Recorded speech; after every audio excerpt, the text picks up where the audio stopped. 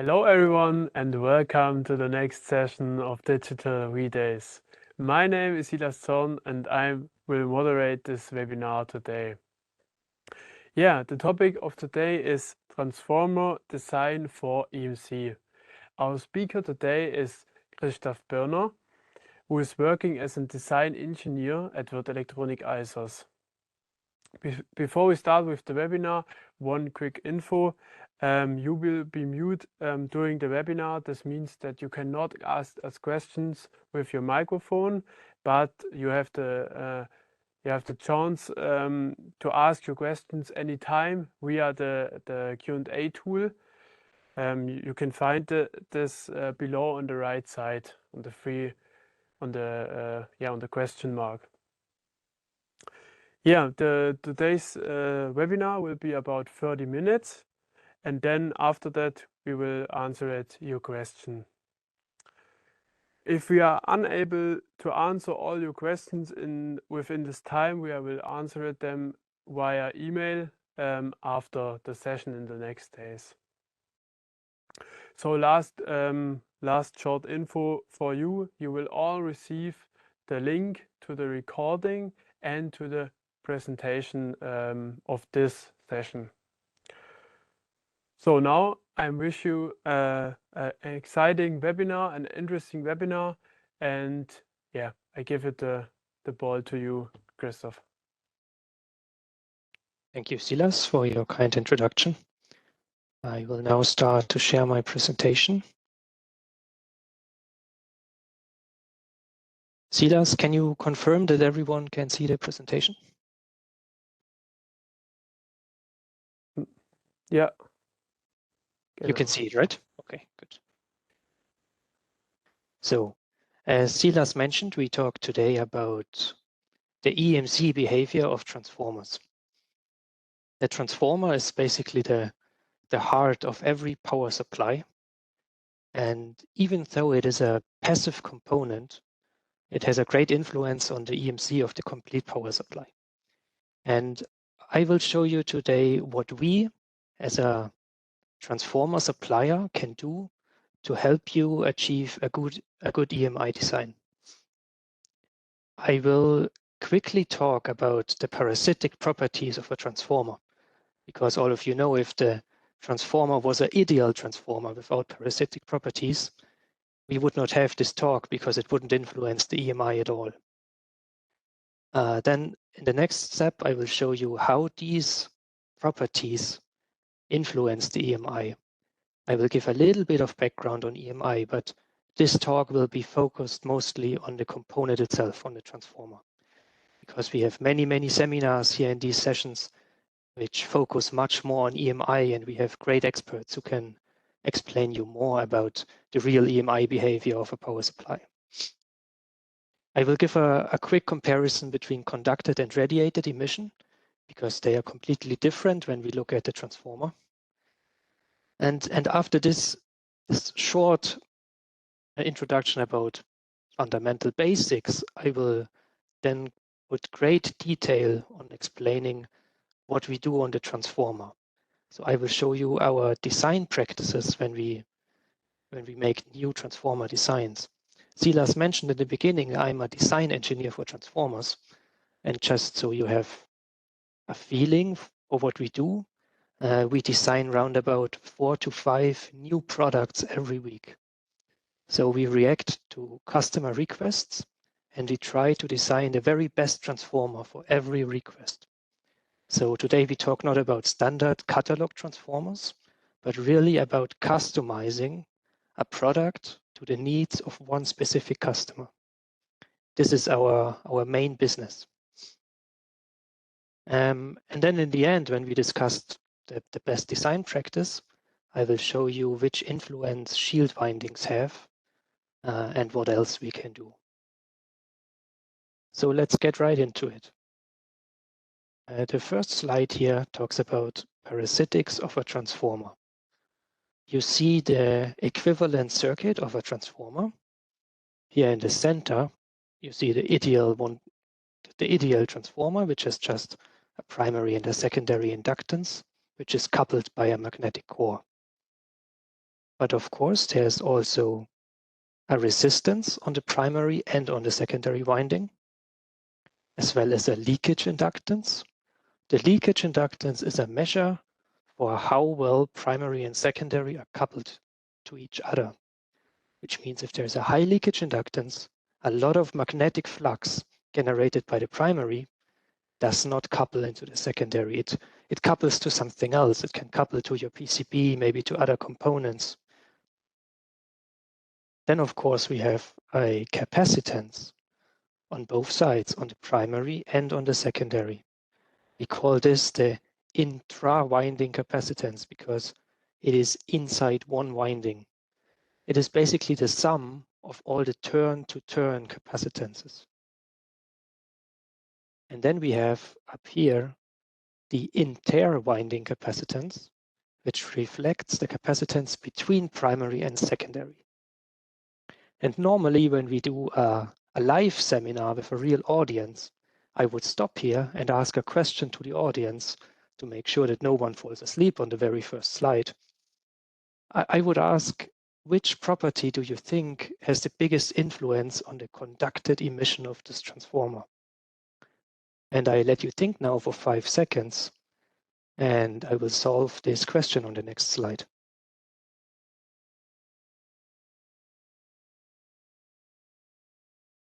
Okay, here we have the solution. We have a comparison between conducted emission and radiated emission. And as the word conducted emission says, the noise or the emission is conducted through the PCB. And here in this example, we look at an isolated transformer, which means the primary and the secondary are not connected electrically to each other. They are only coupled by the magnetic field. This means if a conducted noise tries to go through the transformer, it has to use the path through the parasitic capacitance of the transformer. So if we want to limit the conducted emission, or the common mode noise as we call it, we should keep the capacitance of the transformer low between primary and secondary winding. I will show you later what we can do to achieve such a low capacitance. Then on the right side of the slide, you see the radiated emission. And this one is very clear. We have a transformer with winding inside the transformer. A typical length of wire is in the range of a few centimeters to a few meters, depending on how big the transformer is and how many turns are inside the transformer. But these length scales of wire is just like an antenna.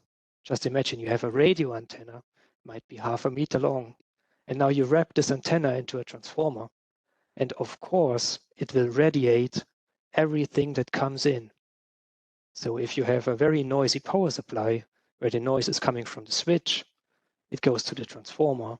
The transformer will be your antenna, and it will radiate into any other component that is around the transformer. So also here I will show you a few measures what we can do to limit the noise which is already there. So as I said, the transformer is a passive component. It basically does not create noise. It just radiates what is already there. So here you see now a typical frequency diagram of conducted emission. And what we see immediately is that the peaks of the noise are at higher harmonics of the switching frequency. So here, for example, at 2 times the switching frequency, at 3 times, and even up to 17 times of the switching frequency. If you look at the graph, you see basically up to 5 megahertz, the noise is dominated by the harmonics of the switching frequency. This is a very clear indication that the noise in this power supply is coming from the switch. If we go higher than 5 megahertz, the noise becomes, or the noise transfers into a huge resonance. And this is then what we call the radiated emission, which is caused by oscillations. So beyond 5 megahertz or maybe 10 megahertz, the noise is dominated by the parasitic capacitance and inductances on the complete PCB. So whenever a capacitance and an inductance form an LC resonator, you will see ringing on the PCB when this resonator is excited. And the higher the parasitic capacitance and inductance on the transformer, the more problems you might have with ringing. So also here for radiated emission, it is a good design practice to keep the parasitics low.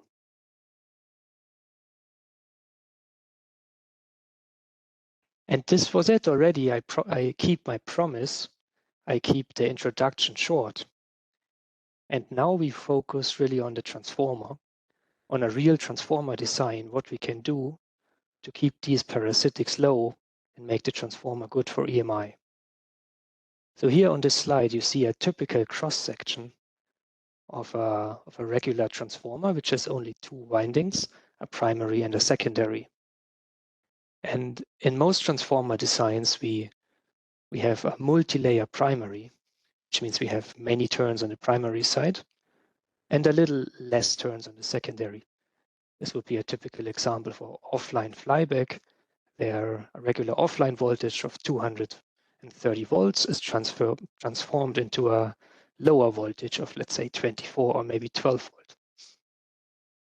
And now the main question is, how should we connect this transformer to our power supply to achieve the best performance? And the answer here is very clear. We know that in most cases, the noise is coming from the switch. We call this the noisy node, and it is really a killer for EMI. And now the main point is, I showed you the common mode inductance will go through the capacitance of the transformer. But as you see here in this equation, it is also related to the change of voltage over time. So obviously the faster we switch, the more difficult it is to control the EMI. But also if we look at the winding itself, at the primary winding, we know that the voltage which is applied to the winding will decrease as we go along the winding. So here at the start of the winding, we see the full voltage that is put into this transformer. And as we go along the winding, the voltage goes down turn by turn. So of course, the last turn is connected to ground. It will be on a very stable and not noisy ground potential.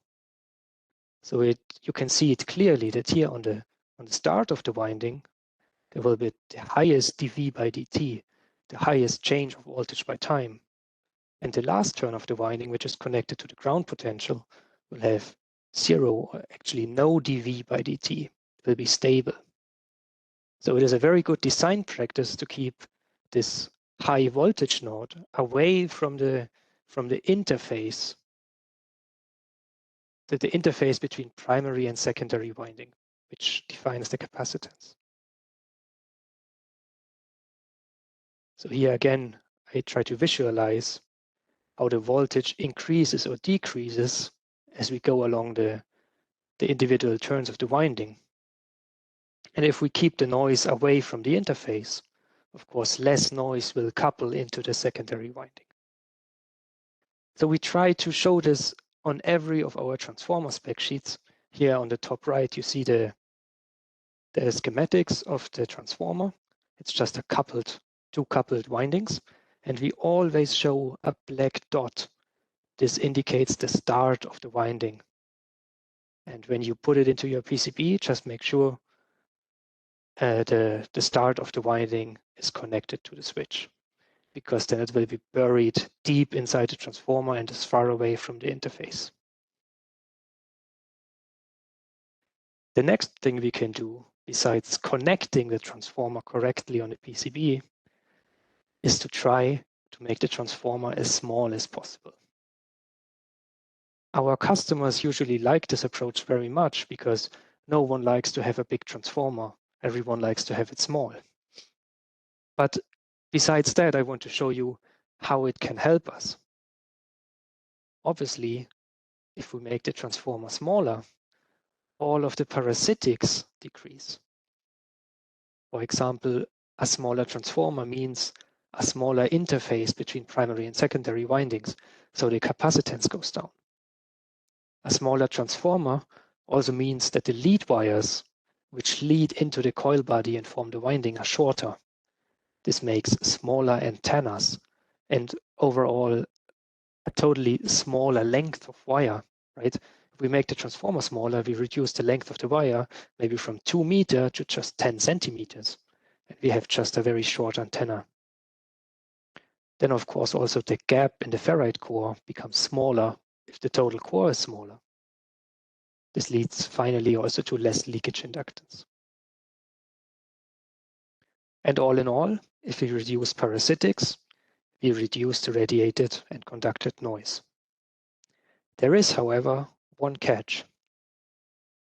If we want to transform the same amount of power with a smaller transformer, what do we have to do? Of course, we have to increase the frequency. And with increasing frequency, it becomes again difficult to control the EMI. So as always, we have to find a balance between making it smaller and increasing the frequency to find a perfect design. It is somewhere in the middle. Now, if we connected our transformer correctly on the PCB, and we have also made it as small as possible, but we still have a problem with EMI, what can we do? Okay, we take a look at the winding itself, and we try to reduce the interwinding capacitance. From your days at school, you probably remember that the easy equation to calculate a capacitance is proportional to the dielectric constant, the surface of the two capacitor plates, and the distance between the capacitor plates. And our transformer behaves just like a simple plate capacitor. The primary winding can be considered as a solid plate, and also the secondary winding. And the distance between those tapes is typically defined by the layers of tape, isolation tape, which we put between. So what can we do to reduce the capacitance? This is very simple. We can try to reduce the area. This, for example, we can do by using a multi-section bobbin. Here in this picture, you see it from the bottom view. So basically, this is the side which will solder on your PCB. And you see, instead of winding primary and secondary on top of each other, we just wound them next to each other. So with this clever approach, we reduced the surface between the windings to 0. They don't overlap at all. But of course, this comes at the cost of higher leakage inductance. But with this approach, we have some gate drive transformers in our portfolio with as little as 2 picofarad interwinding capacitance. This is very good if you are concerned about the capacitance. The other approach is just to increase the distance between the windings. We can do this by putting more layers of insulation tape, or by using a wire which has a thicker insulation. This will also space the turns from each other. But as I already mentioned, both of these measures will increase your leakage inductance, because leakage inductance is just the other way around, right? We need to improve and optimize the coupling between the windings. So we cannot optimize both at the same time. We have one joker though. It is the dielectric constant. And as it is a dielectric constant, it will not affect at all the magnetic properties of the transformer. So it will not affect leakage inductance. So we have this point of entry where we can control the capacitance without changing the leakage inductance. And we can do this by using varnishes or potting compounds a very low dielectric constant. This can bring the capacitance down.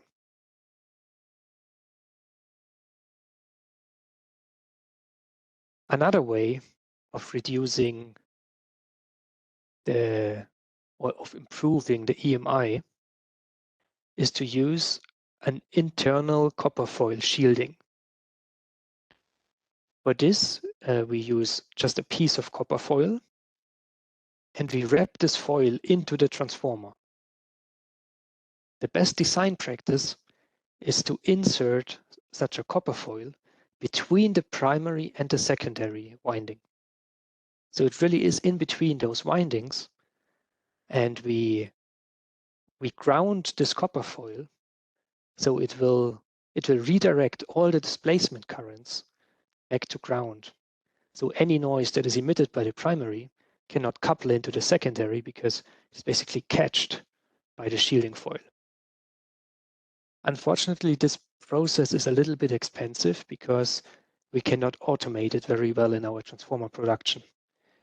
We have to solder a lead wire onto this foil to be able to ground it. And we also need to cover the complete foil with insulation tape because it is not allowed to short to itself. You see, the foil is inside the winding window, just like any other winding. And if we would allow the foil to short to itself, we would lose all the primary magnetizing inductance because there would just be currents flowing in the copper foil, which remove all the magnetic field. So the foil will be grounded on one side, but the other side of the foil will just be floating. And here on the right side of the slide, you see a real case measurement where we tried a specific transformer 2 times, one time with this copper foil and one time without. And you can clearly see the influence of the foil. It improved the EMI emission significantly. If this copper foil application is too expensive because probably the volume is very high and every cent matters to the customer, then we can suggest to use a wire-wound shielding. The physical principle is exactly the same. It is also inserted between primary and secondary winding, but instead of using a one turn of copper foil, we can use a regular wire and just fill a complete layer with wire. The benefit is we can automate these processes because it just behaves like any other winding. So similar to the copper foil, we would connect the start of the winding or the end of the winding, it doesn't really matter, to ground and leave the other end floating.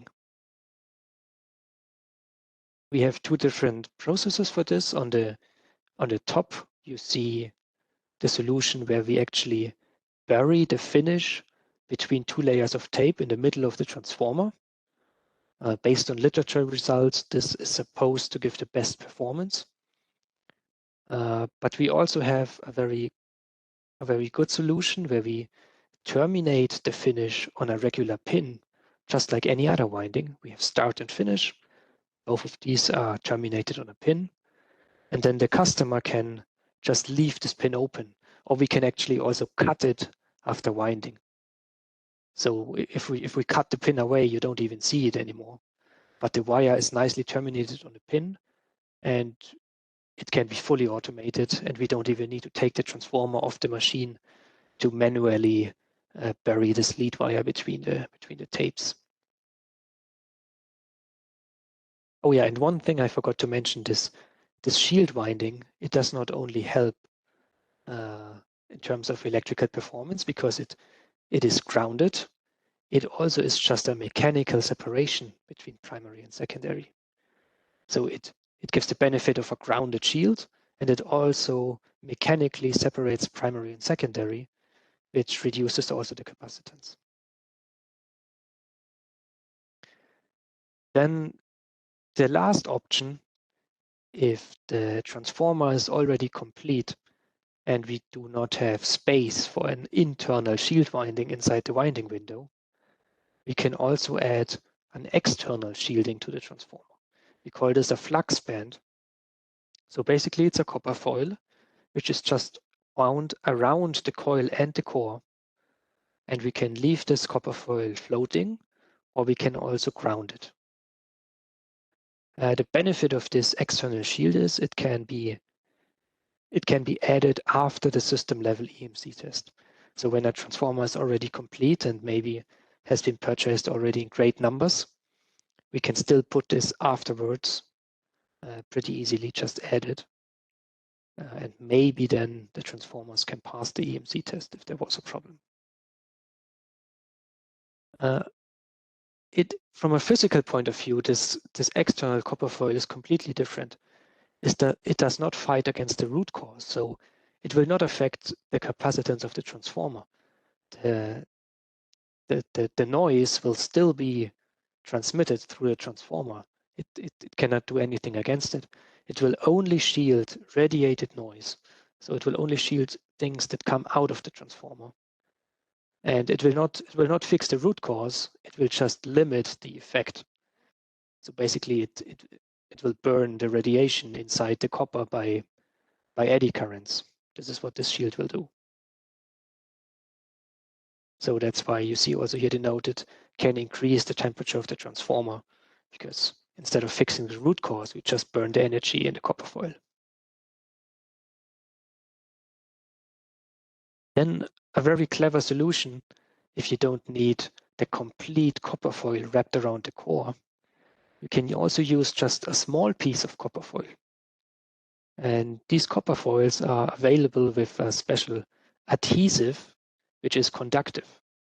So we can just glue this copper foil onto the core, and then it is electrically connected to the core already. So a very small lead wire on this copper foil can then be connected to the ground of the system. And with this measure, you have grounded your complete core at a very low cost. This method is also possible to be added later to existing transformers if there is a problem during the EMC test. And interestingly, the results are similar to the complete flux band solution.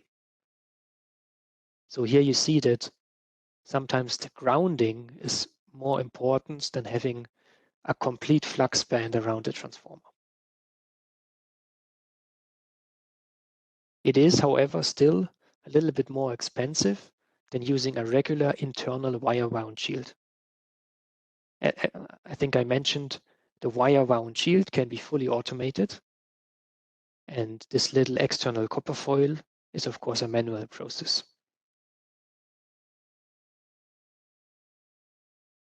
For SMD components, we have metal caps that can assemble onto the core. The main reason why we have these caps is actually the SMD pick and place process. Sometimes the transformer does not have a very flat surface. So some customers require a flat surface for the pick and place process. So we add the cap on top. But many times this cap is made out of metal, and it has exactly the same effect as the flux band, which I showed before, which is wrapped around the transformer. So it will also help to shield radiated noise.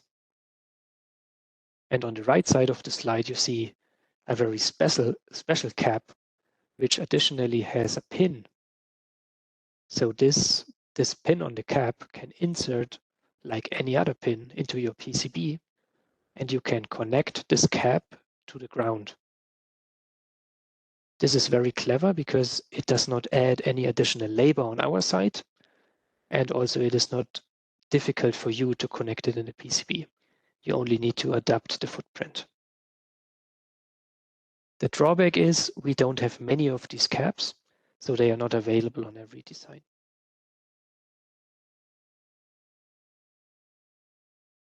Then one of our high runner series is the typical EP shape. Here you see a ferrite core, which is completely closed on the top.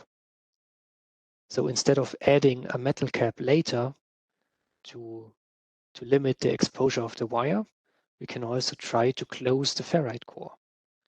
This also helps to keep the magnetic field contained inside the core, reduce the leakage inductance, and also improve the EMI. This is a perfect solution for a cheap product because these ferrite cores are available at cheap cost. And it also helps to improve the power density of the transformer because bigger core cross-section is always better. It can be very easily assembled, so it does not add cost during production.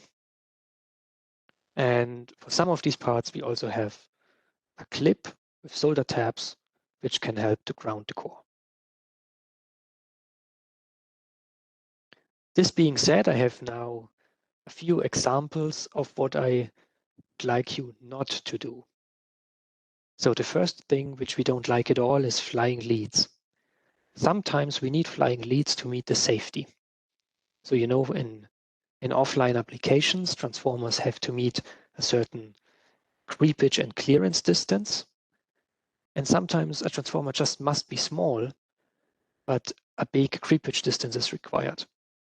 In these cases, we would use a insulated wire and just drag the wire away from the transformer and solder it into the PCB a certain distance away, I don't know, maybe 8 millimeters away from the transformer. Then this would give 8 millimeters of creepage distance from the secondary to the primary side. But unfortunately, these lead wires are great antennas. Just imagine you have an 8 centimeter of wire directly on your PCB, and it will radiate everything that comes in. So we try to avoid lead wires at any cost. And then the second type is a little bit historical. Back in the days, a lot of these EI core styles were used, where most of them are laminated.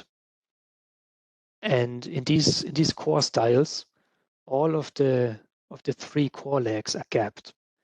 So typically they use some type of a foil, plastic foil, mylar, for example, to introduce a gap between the E and the I of the core. And this results in 3 unshielded gaps inside the core, where you will have a lot of magnetic flux. So this is not a very good solution. We prefer to gap only the center leg. If we do this, we have the copper windings, which are around the gap. And these copper windings help to shield the magnetic flux that comes out of the gap. And on the outside, there are no gaps. So obviously there's nothing to shield. And the EMI performance of the core will be much better. With this, I would like to thank you for your attention. And I am now open to your questions. Yeah, thank you, Christoph, for the interesting presentation. So now we will come to your questions, and we start directly. First question: are shielding caps also available for the commonly used AA core shape? Okay, that is a very interesting question. Indeed, we have a lot of transformer designs which use the EE core shape. Maybe I had one of these pictures in my presentation.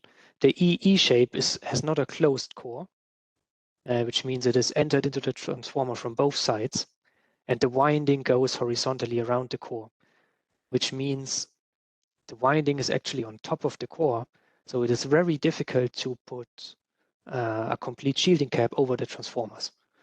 We can, however, have a little clip that just holds the core halves together, and usually we can attach a lead wire to this clip, which can then later be grounded. Okay, next question. Why does the switching frequency have to increase when the coils get smaller? Okay. The typical power that can be transferred with a transformer in one cycle depends.